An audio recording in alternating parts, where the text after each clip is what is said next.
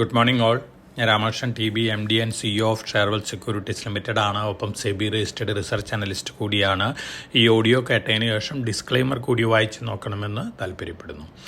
ഇന്ന് നമ്മൾ എക്സ്പെക്ട് ചെയ്യുന്ന ഒരു വോളട്ടൈൽ ഓപ്പണിംഗ് തന്നെയാണ്. ഏഷ്യൻ മാർക്കറ്റ് സിറ്റുവേഷൻ നോക്കുകയാണെങ്കിൽ ജാപ്പനീസ് മാർക്കറ്റുകൾ ഒഴികെ മറ്റെല്ലാ മാർക്കറ്റുകളും ബെറ്റർ ആയിട്ടാണ് ട്രേഡ് ചെയ്യുന്നത്. ഡൗ ജോൺസ് ഇൻഡെക്സ്, അതുപോലെ തന്നെ S&P 500, Nasdaq index, Russell 2000 small cap index, ഈ ഇൻഡെക്സുകളെല്ലാം തന്നെ ഇന്നലെ അമേരിക്കയിൽ ബെറ്റർ ആയിട്ടാണ് ക്ലോസ് ചെയ്തിട്ടുള്ളത്.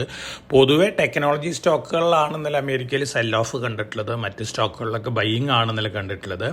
അതോടൊപ്പം തന്നെ S&P 500 വിക്സ് വൊളാറ്റിലിറ്റി ഇൻഡെക്സ് നോക്കുകയാണെങ്കിൽ ഇന്നലെ 12.87 ക്ലോസ് ചെയ്തിരിക്കുന്നത്. മിനിഞ്ഞാത് 13.24 ഇത് ഇൻഡിക്കേറ്റ് ചെയ്യുന്നത് ഒരു പോസിറ്റീവ് സെൻറ്റിമെൻറ്റിനെ തന്നെയാണ് അമേരിക്കയിൽ. ഇനി നമ്മൾ യൂറോപ്യൻ മാർക്കറ്റുകൾ നോക്കുകയാണെങ്കിൽ ബെറ്റർ ആയിട്ടാണ് ഇന്നലെ ക്ലോസ് ചെയ്തിരുന്നത്. ഒപ്പം നമ്മൾ ഇന്നലെ ബെറ്റർ ആയിട്ട് തന്നെയാണ് ക്ലോസ് ചെയ്തിരുന്നത്. അതോടൊപ്പം തന്നെ gold June futures, April futures end ചെയ്ത് ജൂൺ ഫ്യൂച്ചറാണ് ഇപ്പോൾ ട്രേഡ് ചെയ്യുന്നത്. പുതിയ റെക്കോർഡ് ഹൈ ഹിറ്റ് ചെയ്തിരിക്കുകയാണ്. $2,233 പെർ ഔൺസ് വരെ ഇന്നലെ പുതിയ റെക്കോർഡ് ഹൈ ഹിറ്റ് ചെയ്തിരുന്നു. ഇന്ന് മോർണിംഗിൽ $2,215 പെർ ഔൺസിനാണ് ജൂൺ ഫ്യൂച്ചേഴ്സ് ട്രേഡ് ചെയ്യുന്നത്. Brent crude oil almost flat ആയിരുന്നു. ഇന്ന് മോർണിംഗിൽ സ്ലൈറ്റ്ലി ബെറ്റർ ആയിട്ടാണ് ട്രേഡ് ചെയ്യുന്നത്. മെറ്റൽ ഫ്യൂച്ചേഴ്സ് ഇന്നലെ വീക്കായിരുന്നു, പക്ഷേ ഇന്ന് മോർണിംഗിൽ എല്ലാ മെറ്റൽ ഫ്യൂച്ചേഴ്സും ബെറ്റർ ആയിട്ടാണ് ട്രേഡ് ചെയ്യുന്നത്. ഇനി നമ്മൾ നമ്മുടെ മാർക്കറ്റിലത്തെ ന്യൂസ് ഫ്ലോസ് നോക്കുകയാണെങ്കിൽ ഇന്ന് ആദ്യമായിട്ട് നമ്മൾ T+0 സെറ്റിൽമെൻറ്റ് ആരംഭിക്കുകയാണ്. 25 സ്റ്റോക്കുകളിൽ സെലക്റ്റഡ് ബ്രോക്കേഴ്സിൽ കൂടെയാണ്. 9:15 മുതൽ ഉച്ചയ്ക്ക് 1:30 വരെയാണ് ഇതിൻ്റെ ട്രേഡിംഗ് ടൈമൊക്കെ. ഇന്ന് സ്റ്റാർട്ട് ചെയ്തതിന് ശേഷം നമുക്ക് കാണാം എത്രത്തോളം ലിക്വിഡിറ്റി ഉണ്ട്, എങ്ങനെയാണ് സിസ്റ്റം വർക്ക് ചെയ്യുന്നുള്ളതൊക്കെ. പക്ഷേ ഇന്ത്യനെ സംബന്ധിച്ച് സക്സസ് ആവുകയാണെങ്കിൽ ഒരുപക്ഷെ ഒക്ടോബർ മുതൽ T+0 ഫുള്ളി ഇംപ്ലിമെൻറ്റ് ചെയ്യുന്നുള്ള റിപ്പോർട്ടുകളൊക്കെയാണ് വരുന്നത്. ഇനി നമ്മൾ സ്റ്റോക്ക് സ്പെസിഫിക് ആയിട്ടുള്ള ന്യൂസ് ഫ്ലോസ് വരികയാണെങ്കിൽ LNT ആണ് വളരെ പ്രോമിസിംഗ് ആയിട്ട് മിഡിൽ ഈസ്റ്റ് ഓർഡേഴ്സിനെ കുറിച്ച് സംസാരിക്കുന്നത്. അടുത്ത 3 ഇയറിനുള്ളിൽ $50 ബില്യൺ തൊട്ട് $60 ബില്യൺ വരെയുള്ള ഓപ്പർച്യൂണിറ്റീസ് ആണ് മിഡിൽ ഈസ്റ്റ് കൺട്രികളിലുള്ളതെന്നാണ് പറയുന്നത്. LNTക്ക് ധാരാളം ഓർഡേഴ്സ് സൗദി അറേബ്യ പോലുള്ള രാജ്യങ്ങളിൽ നിന്നൊക്കെ കിട്ടിക്കൊണ്ടിരിക്കുകയാണ്. അപ്പോൾ LNTനെ സംബന്ധിച്ചൊരു പോസിറ്റീവ് ന്യൂസാണ് ലോങ് റണ്ണിലേക്ക്. പേടിഎം മൂന്നാമത്തെ ഒരു പാർട്ട്ണർ ബാങ്കിനെയും കൂടി അവരുടെ മെർച്ചന്റ് ട്രാൻസാക്ഷന് വേണ്ടി ഇന്ന് അക്യൂർ ചെയ്യാണ്.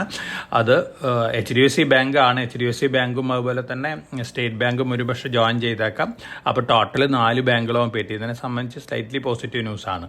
ബജാജ് ഫിനാൻസിൻ്റെ സബ്സിഡിയറി ഉണ്ട്. Bajaj housing finance IPO plan ചെയ്യുന്നുണ്ട്. സെപ്റ്റംബർ 2025 മുമ്പ് RBIയുടെ ഗൈഡ് ലൈൻസ് പ്രകാരം IPOയ്ക്ക് പോകേണ്ടതുണ്ട്. അപ്പോൾ അടുത്ത മാസങ്ങളിൽ ബജാജ് ഹൗസിംഗ് ഫിനാൻസിൻ്റെ IPO കാണാൻ ചാൻസസ് ഉണ്ട്. ബജാജ് ഫിനാൻസിനും ബജാജ് ഓട്ടോനെ സംബന്ധിച്ചൊക്കെ പോസിറ്റീവ് ന്യൂസാണ്.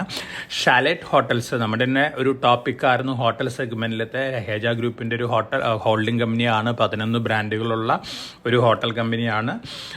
അവർ QIP നടത്തുകയാണ്. 1,200 കോടി രൂപയ്ക്ക് 780.76 പെർ ഷെയറാണ് പ്രൈസ് ഫിക്സ് ചെയ്തിരിക്കുന്നത്. IDFC ഫസ്റ്റ് ബാങ്കിൻ്റെ US ഇൻസ്റ്റിറ്റ്യൂഷൻ ഉണ്ട്. വാർബർഗ് പിങ്കസ് 2.25% സെല്ലിയാണ്. $75 പെർ ഷെയറാണ് ബേസ് പ്രൈസ് ഫിക്സ് ചെയ്തിരിക്കുന്നതാണ് റിപ്പോർട്ടുകൾ വരുന്നത്. ജിൻഡാൽ സ്റ്റീൽ ആൻഡ് പവർ അടുത്ത 3 വർഷത്തേക്ക് എവറി ഇയർ 1,500 കോടി മുതൽ 10,000 കോടി വരെ സ്പെൻഡ് ചെയ്യാണ്. ക്യാപെക്സിൻ്റെ ഇൻക്രീസ് ചെയ്യുമ്പോൾ 65% കപ്പാസിറ്റി അഡീഷൻ വരുന്ന പറയുന്നത്. അതുപോലെ തന്നെ മറ്റ് ന്യൂസ് ഫ്ലോസ് എല്ലാം തന്നെ ജിൻഡാൽ സ്റ്റീൽ ആൻഡ് പവറിനെ സംബന്ധിച്ച് പോസിറ്റീവാണ്. RBI AIFൽ ഇൻവെസ്റ്റ് ചെയ്യുന്ന ബാങ്കുകൾക്കും NBFCക്കും വലിയ സ്ട്രിഞ്ചൻ നോംസൊക്കെ കൊടുത്തിരുന്ന റിലാക്സ് ചെയ്തിരിക്കുകയാണ്. അപ്പോൾ ഈ ബാങ്കുകളെ സംബന്ധിച്ച് പോസിറ്റീവാണ്. HDFC bank, ICICI bank, SBI അതുപോലെ തന്നെ പിരമൽ എൻ്റർപ്രൈസ് ഇവരെ സംബന്ധിച്ചൊക്കെ പോസിറ്റീവ് ന്യൂസാണ്. അപ്പോളോ പൈപ്സ് കിസാൻ മോൾഡിങ്സ് എന്ന് പറയുന്ന ഒരു PVC പൈപ്പ് ഉണ്ടാക്കുന്ന കമ്പനി അക്വയറിയത്തിൻ്റെ വളരെ എക്സലൻ്റ് അക്വിസിഷനാണ്. നമ്മുടെ ടോപ്പിക്കും കൂടിയാണ് അപ്പോളോ പൈപ്പ്. APL അപ്പോളോ ഗ്രൂപ്പിൻ്റെ ഒരു കമ്പനിയും കൂടിയാണ്. ലോങ് റണ്ണിൽ അപ്പോളോ പൈപ്പ് നല്ല രീതിയിൽ മുന്നേറാൻ ചാൻസ് ഉള്ളൊരു കമ്പനിയാണ്. Adani green 150 megawatt solar project രാജസ്ഥാനിൽ കമ്മീഷൻ ചെയ്തിട്ടുണ്ട്. പോസിറ്റീവ് ന്യൂസാണ്. ഡോക്ടർ റെഡ്ഡിയും സനോഫിയും തമ്മിലൊരു ടൈപ്പ് വന്നിട്ടുണ്ട്. സനോഫിയുടെ ഇഞ്ചെക്ഷൻസ് സല്ലിയാനാണ് ഇന്ത്യയിൽ. പോസിറ്റീവ് ന്യൂസാണ്. സനോഫി ഇന്നലെയും വേറൊരു ഡീല് സിപ്ലേ ആയിട്ടുണ്ടായിരുന്നു. അപ്പോൾ സനോഫിനെ സംബന്ധിച്ച് വളരെ പോസിറ്റീവായിട്ട് ന്യൂസാണ്. ഒപ്പം ഡോക്ടർ റെഡ്ഡിക്കും പോസിറ്റീവ് ഇമ്പാക്റ്റ് ഉണ്ടാക്കുന്ന ന്യൂസുകളാണ്.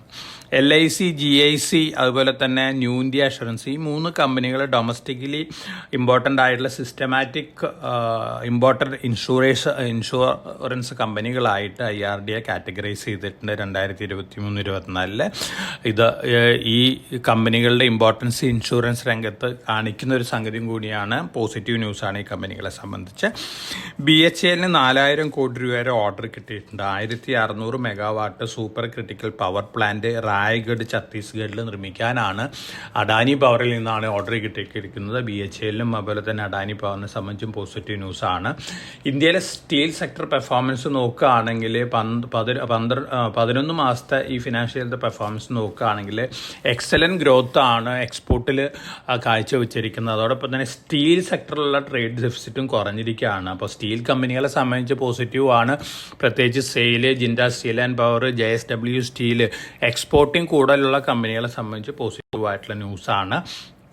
Signed limited German OEM aircraft കമ്പനിയുണ്ട്. ഡ്യൂയിഷ് എയർക്രാഫ്റ്റ് കമ്പനി ആയിട്ടൊരു ടൈപ്പ് വന്നിട്ടുണ്ട്. പോസിറ്റീവ് ന്യൂസാണ്.